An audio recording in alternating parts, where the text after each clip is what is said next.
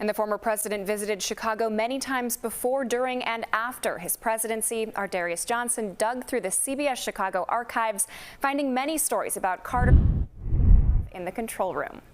Hey there, Megan. Good evening to you. It was the 1976 presidential campaign when Mr. Carter found an ally in former Mayor Richard J. Daley. Now, that summer, he made a visit to the city of Chicago for a fundraiser. Later that year, he was elected president. Here's a look at his time in Chicago from then forward.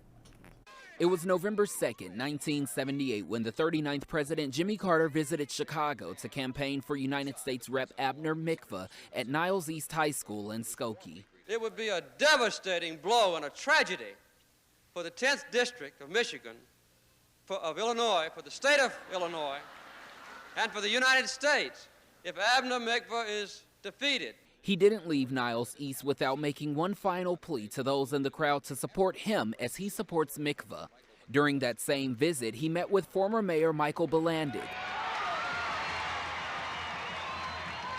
Once he entered, he joined Mayor Bilandic and his wife in the kitchen as reporters gathered for the conversation. Can we interest any of the sure, little sure. things to drink? You've got my permission. In October of 1979, Carter was in Chicago campaigning for a second term. He's seen standing alongside former Chicago Mayor Jane Byrne during that visit. The two were at odds after this once Carter learned Byrne snubbed him and endorsed Massachusetts Senator Edward Kennedy in the 1980 Democratic presidential primary.